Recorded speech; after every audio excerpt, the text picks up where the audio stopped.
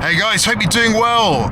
On my way into the Porsche Centre of Guildford so they can diagnose and take a look at this steering wheel issue that I currently have. So I'll be working there for the morning, and I've got the POV camera on here like a proper geek so you can see what's going on. Right now the car drives nice and straight. It holds a nice straight line with very little pressure on the steering wheel. We are going around a slight bend here, but we will even up on a straight bit of road in a second. And when we do so, you'll be able to see the wheel misalignment issue. So, car is currently driving straight, but if you look here, we've got a very, very slight offset with the wheel. If this truck will ever move out of the way here, but you see the stalks there. This stalk, you can see more of that one than you can of this one. It's probably only a few degrees, but the wheel is definitely not straight. And Porsche are going to diagnose this for free and then probably send me a pretty significant bill afterwards, or an invoice or a quote to get it resolved. I hear tracking issues on the Taycan are notoriously expensive. It could be tow. What I would do if I was had any free reign here is simply just take the wheel off and put it back on straight, because the car is driving nice and straight, and I'm hoping there isn't actually too much going on with the suspension geometry when they get it on the ramp. But they're going to diagnose it, they're going to do it for goodwill. Now, don't forget, recently I had the car on the back of a flatbed because the heater failed, and it was brought back into the Porsche Centre in Guildford. And of course, when they do that, they put it on a flatbed and they get really tight harnesses around the wheels and ratchet them right up. Part of me thinks, could that have had anything to do with it? Could it have had a little knot coming on and off the flatbed? Who knows? And I only really noticed it after I got the car back from the heater repair. Pretty sure it was absolutely perfect until then. So we're going to get it diagnosed, and I wanted to just show you guys what was going on here. So yeah, you can see the steering wheel isn't quite true. If I hold the wheel, if I kind of hold the wheel, I'd say that's about straight on the wheel, but we're actually kind of very slightly going around a bend still. So yeah, not quite aligned there, but they'll take a look at this, get it on their laser, diagnose this, and let me know what's wrong, and of course how much it's going to cost. So we'll get back to this video when we've got those details.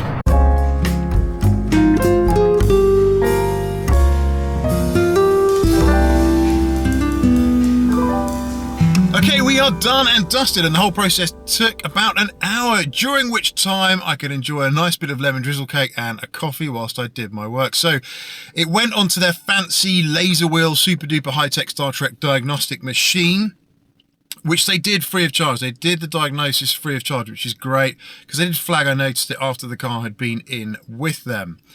And yes, as we suspected, it is an issue with the wheel toe. What on earth is wheel toe? Tyres, wheels do not wear shoes. Cars do not wear shoes. Well, toe is specifically whether the wheel points in or out. So assuming the steering wheel is held straight, you have wheel toe. So if you're looking down on the tyre itself, the wheel, whether it points in or out, away from the car, right? So pointing in is, I think, is positive. Yeah, positive toe, and out is negative. Positive toe is what this car has, but I need to stress it is right within the amber area. So it's not red, not an urgent, necessary must fix now. It's kind of, yes, it's not quite right. It needs, or you can do it if you want to, but it's not a must fix. So according to their system, yeah, it's wonky. And as you can see, yeah, the car is a little bit wonky. But the key thing is there's no damage to any of the suspension components at all. Everything looks good, tidy. It is just a minor adjustment that is needed to pull the car back in shape, or to pull the wheel a few degrees back to center line. And what will this mean if we don't do it? Well, the tyres will wear excessively on the outside edge of the tyres.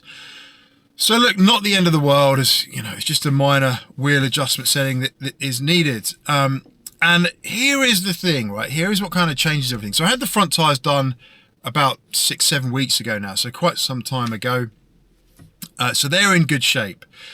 The rear tyres, I've got the figures here actually. The rear tyres are 4 mil. So Porsche recommend changing them at 3mm. UK legal is 1.6mm. So they have plenty of life left in them. And they said, look, if you want to adjust this, if you want to get this all pulled back into alignment, our recommendation is you do the rear tyres as well, because do the rear tyres and then get it all done. So it's all pucker on the new set of tyres all round, versus doing it now, putting rear tyres on, something else might get thrown out of alignment a little bit, and then you have to do it all over again. The other thing with this is, the other kind of thing which really kind of throws a bit of a spanner in the works, or changes the decision-making strategy a little bit here, is the fact that I have this car now for just over 4 more months. 4 more months with this car. It's gone so quick. It's gone so fast. So they said, if you can put up with it, just ride it out, because it is quite a bit of money to put right. The quote to put the wheels back into alignment is 750 quid for this car. And the reason is because it is a bit complex on a Taycan. They weigh a lot, and then also they have to recalibrate the cameras, the radar, etc., the cruise control, everything. It all needs recalibrated after they adjust the wheel geometry. So it does end up being pretty expensive. I could probably take it to a third party as well who could maybe do it. Well, of course, an Indy could do it cheaper. I know of Indies around that do laser wheel alignment for Ferraris, Porsches, and we'll probably do a good job of this for maybe half the price, right? But they said, look, it's not critical, it's not in bad shape, it's just a slight adjustment. So if you can put up with it, just ride it out, because the car is going back. If it's going into reputable dealerships for resale, they'll have to put it through that anyway and give it the full health check. So I could do it, and I'd have to do the rear tyres as well when they've got plenty of life left in them still.